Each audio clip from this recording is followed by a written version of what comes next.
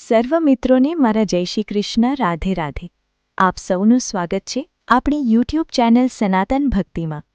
આજે આપણે પુરુષોત્તમ માસનું 9મું અધ્યાય, જેમાં દુર્વાસા ઋષિનું આગમન થાય છે અને ગુરુ શિષ્યની અદ્ભુત કથા વાર્તાનું શ્રવણ કરીશું.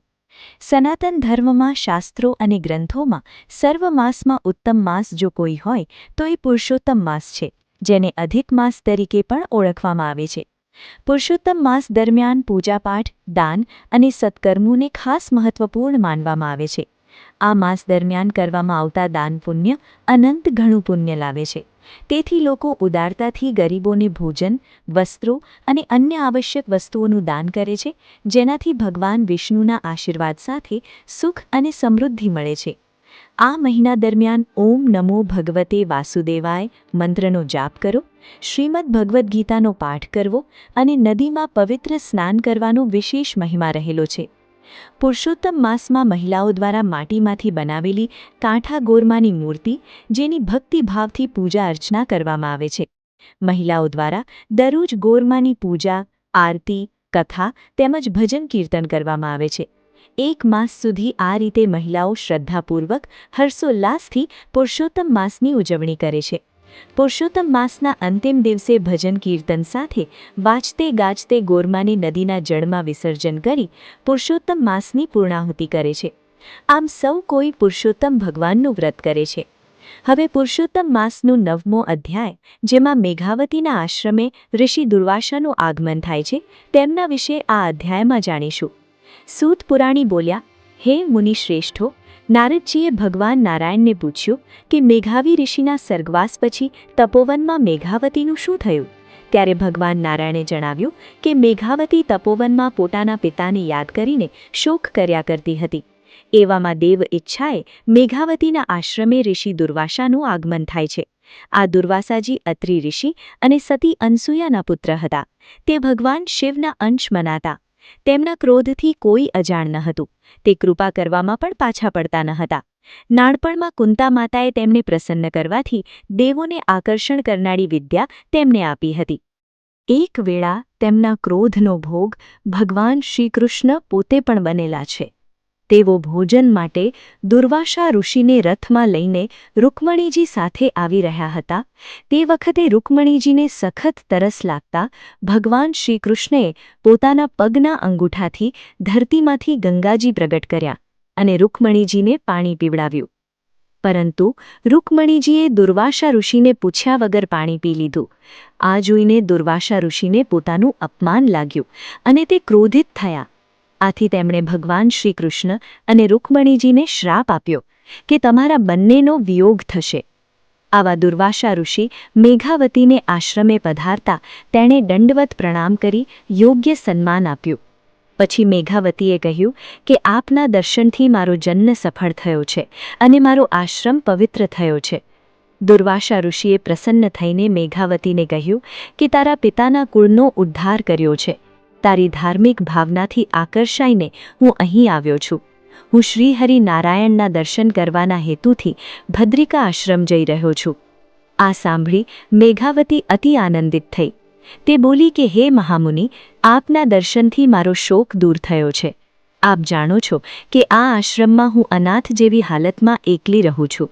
મારો કન્યાકાળ વીતી જાય છે તેની મને ચિંતા છે, તો આપ કોઈ ભાગ્યશાળી પુરુષ મારું પાણી ગ્રહણ કરે તેવો ઉપાય બતાવો. આ ચિંતા મને રાત દિવસ સતાવે છે, જેથી મને ભોજન પણ ભાવતું નથી અને વિચારોમાં રાતે ઊંઘ પણ આવતી નથી. મારું દુઃખ દૂર કરવા આપને હું પ્રાર્થના કરું છું. આટલું બોલી મેઘાવતી દુર્વાસા ઋષિ સામે આશાભરી મીટ માંડી હાથ જોડી ઊભી રહી. આમ પુરુષોત્તમ મહાત્મયનો મેઘાવતીના આશ્રમે ઋષિ દુર્વાસાનું આગમનનો 9મો અધ્યાય સંપૂર્ણ. પુરુષોત્તમ માસમાં કહેવામાં આવતી અનેક પવિત્ર કથાઓમાં ગુરુ શિષ્યની વાર્તા ખૂબ જ પ્રસિદ્ધ છે. તેથી આજે આપણે ગુરુ શિષ્યની અદ્ભુત વ્રત કથાનું શ્રવણ કરીશું. થોડા સમયથી નદી કિનારે એક ઝૂંપડીમાં ગુરુ શિષ્ય રહેતા હતા. ગુરુ જ્ઞાની અને ધર્મ ધ્યાનમાં રચ્યા પચ્યા રહે. તેમનો શિષ્ય ગામમાં જઈ ભિક્ષા માંગી લાવતો. આ ભિક્ષા વડે તેઓ પોતાનો જીવન નિર્વાહ કરતા હતા. એવામાં પુરુષોત્તમ માસ આવ્યો. નદીએ નહાવા માટે ભાવિક ભક્તોની ભીડ ઉમટી હતી. આટલી મોટી સંખ્યામાં નહાવા આવતા ભાવિકોથી તેને મનમાં અચંબો થયો. તેણે ગુરુજીને આ માટે પૂછ્યું ત્યારે ગુરુજીએ આજથી શરૂ થતા પુરુષોત્તમ માસનું મહિમા સમજાવ્યો. તેમણે શિષ્યને કહ્યું કે 3 વર્ષે એક અધિક માસ આવે છે, જે પુરુષોત્તમ માસ તરીકે ઓળખાય છે. આ માસમાં જે નર નારી વ્રત કરીને સવારે નદીએ સ્નાન કરે, કાંઠા ગોરમાનું પૂજન કરે, પુરુષોત્તમ માસના પાવન પ્રસંગોની કથા વાર્તા સાંભળી યથાશક્તિ દાન કરે, પુરુષોત્તમ ભગવાનની પૂજા અને ભક્તિ કરી ઉપવાસ કે એકટાણું ધારણા પાળના કરે તો પુરુષોત્તમ ભગવાન વ્રત કરનારથી સંતુષ્ટ થઈ તેના સર્વ મનોરથ પૂર્ણ કરે છે. ત્યારે શિષ્ય કહે છે કે હે ગુરુદેવ, તમે કહ્યા મુજબ કોઈ મનુષ્ય પુરુષોત્તમ માસનું વ્રત કરી તમે બતાવેલ નીતિ નિયમોનું પાલન કરે તો ભગવાન સંતુષ્ટ થઈ શું આપે? ત્યારે ગુરુજી કહે છે કે કોઈ પોતાના વ્રત વડે પુરુષોત્તમ ભગવાનને સંતુષ્ટ અને પ્રસન્ન કરે છે અને સુખ સમૃદ્ધિ મળે છે. તેના કષ્ટો દૂર થાય છે. પુરુષોત્તમ માસ પૂર્ણ થતાં તેનું ઉજવણું કરવામાં આવે છે ત્યારે બ્રહ્મભોજન વખતે પ્રભુ અવશ્ય દર્શન આપે છે. પુરુષોત્તમ ભગવાનના આ વ્રતનો પ્રભાવે જો દર્શન થઈ શકતા હોય તો તેનાથી રૂડો અવસર બીજો શું? તેણે તો તે જ સમયથી સંકલ્પ કરી પુરુષોત્તમ માસનું વ્રત ચાલુ કરી દીધું. તે દરરોજ વહેલો ઉઠી નદીએ સ્નાન કરી કાંઠા ગોરમાનું પૂજન કરી કથા વાર્તા સાંભળી પછી ભિક્ષાર્થે ગામમાં જતો. તેમાંથી પોતાના ભાગે આવતું અન્ન તે ભિખારીઓને આપી દેતો. ફળાહાર કે પાણી વડે તે ઉપવાસના દિવસો પસાર કરતો. આમ કરતાં કરતાં પુરુષોત્તમ માસ પૂરો થયો. તેને ભગવાનના દર્શનની તાલાવેલી લાગી હતી. તેણે ઉજવણામાં 11 બ્રાહ્મણોને જમવા બોલાવ્યા. તેની પાસે થોડીક પૂંજી હતી, તેનાથી તે ગામમાંથી સીધું સામાન લઈ આવ્યો.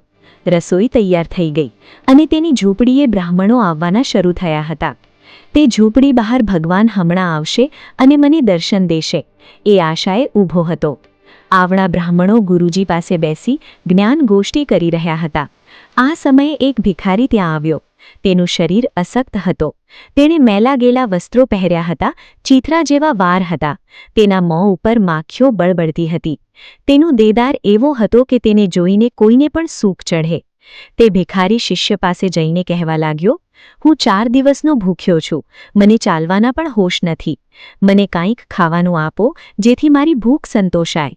શિષ્ય ભગવાનના દર્શનની ઉત્સુકતામાં એટલો બધો રથ હતો કે ભિખારીએ દર્શાવેલ વાત તરફ તેને લક્ષ્ય આપ્યું નહીં.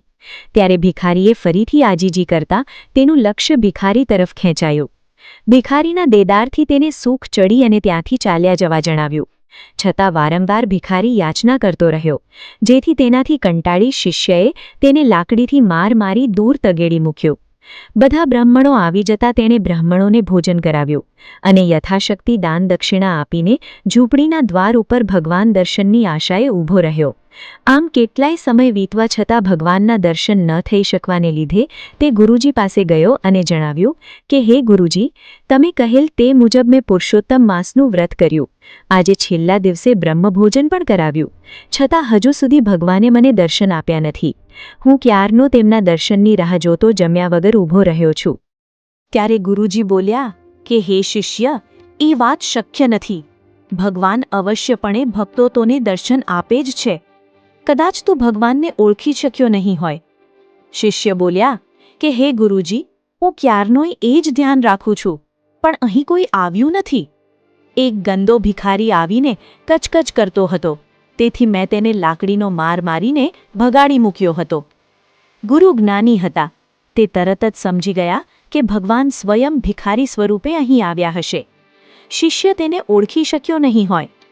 ગુરુજીએ તરત સમાધિ લગાવીને જોયું તો તેમને ખાતરી થઈ ગઈ કે સ્વયં પુરુષોત્તમ ભગવાન જ ભિખારી સ્વરૂપે આવ્યા હતા. ત્યારે ગુરુજી બોલ્યા કે હે શિષ્ય, ભિખારીના રૂપમાં ભગવાન પુરુષોત્તમ સ્વયં આવ્યા હતા. તારું એટલું પુણ્ય કાચું કે તું આવેલી તકનો લાભ લઈ શક્યો નહીં. ત્યારે શિષ્ય બોલ્યો કે હે ગુરુદેવ, હું એટલો મૂર્ખ નથી કે ભગવાનને માર મારું. મેં તો ભગવાનની પૂજા કરવામાં માટે બધી તૈયારી કરી રાખી છે, પણ ભગવાન આવ્યા જ નથી. શિષ્યને ગળે આ વાત ન ઉતરી. ત્યારે શિષ્યને ખાતરી કરાવવા ગુરુજીએ દીન ભાવે અને શ્રદ્ધાથી પ્રાર્થના કરી, હે પુરુષોત્તમ ભગવાન, તમે ભિખારીના સ્વરૂપે આવી આ શિષ્યને ખરા સ્વરૂપના દર્શન કરાવ્યા વિના જતા રહ્યા. તેનાથી તેની શ્રદ્ધા તૂટી જશે. તેના બધા અપરાધ ક્ષમા કરી તેને દર્શન આપો કૃપાનાથ. ત્યારે ગુરુજીની પ્રાર્થનાથી તરત જ પુરુષોત્તમ ભગવાન પ્રગટ થયા. તેમના તેજનો પાર ન હતો. તેમનું અનુપમ રૂપ હતો, છતાં તેમના શરીર ઉપર લાકડીના માળના સોળ ઉઠેલા હતા. ભગવાનના શરીર ઉપર લાકડીના સોળ જોઈને શિષ્ય તરત તેમના ચરણોમાં ઢળી પડ્યો અને પોતાને થયેલ ભૂલ બદલવા વારંવાર માફી માંગવા લાગ્યો. ત્યારે ભગવાન બોલ્યા કે હે મૂર્ખ શિષ્ય, મારા સ્વરૂપ અનેક છે. હું ક્યારે કયા સ્વરૂપે પ્રગટ થાઉં એ કોઈ જાણી શકતું નથી. એથી જે જીવ ઉપર દયા રાખે એ જ મને પામી શકે છે. માટે આજથી કોઈ ભિક્ષુક પણ તારા આંગણે આવે તો તેને આદર સાથે ભોજન કરાવજે. તેને ધૂતકારી કાઢીશ નહીં. આટલું કહી ભગવાન અંતર્ધ્યાન થઈ ગયા. આમ ગુરુના પુણ્ય પ્રતાપે શિષ્યને પુરુષોત્તમ ભગવાનના દર્શન થયા. હે પુરુષોત્તમ ભગવાન, જેવા ગુરુના પ્રતાપે શિષ્યને ફળ્યા તેવા કથા વાંચનાર સાંભળનાર સૌને ફળજો. બોલો પુરુષોત્તમ ભગવાનની જય. જ્યારે પોતાના ઘરે કોઈ ભિક્ષુક આવે તો તેને ભોજન કે દાન દક્ષિણા અવશ્ય આપવી જોઈએ. કોઈ દિવસ પોતાના આંગણે આવેલને અપશબ્દો કહી ખાલી હાથે કાઢી ન મૂકવા, કેમ કે ભગવાન પણ ભક્તોની પરીક્ષા કરવા ગમે તે સ્વરૂપે આવતા હોય છે. તમને કોઈ ઓળખી શકતું નથી, પણ ભગવાનની લીલા તો અપરંપાર છે. કોણ જાણી શક્યું છે? પણ ભગવાનની ભક્તની સાચી ભક્તિ, શ્રદ્ધા અને પુણ્ય પ્રતાપે પ્રભુની કૃપા દ્રષ્ટિ અને પ્રભુના દર્શન અવશ્યપણે થાય. જે વ્યક્તિ સાચા મનથી ભગવાન પુરુષોત્તમનું વ્રત અને નિસ્વાર્થ ભાવે સેવા પૂજા કરે છે તેની પુરુષોત્તમ ભગવાન સર્વ મનોકામના પૂર્ણ કરે છે. તમને મારી આ માહિતી સારી લાગી હોય અને કંઈક નવું જાણવા મળ્યું હોય તો મારી આ ચેનલને લાઇક, શેર, કોમેન્ટ, સબસ્ક્રાઇબ કરજો, જેથી તમને મારા નવા વિડીયોની માહિતી મળતી રહે. સર્વને મારા જય શ્રી કૃષ્ણ.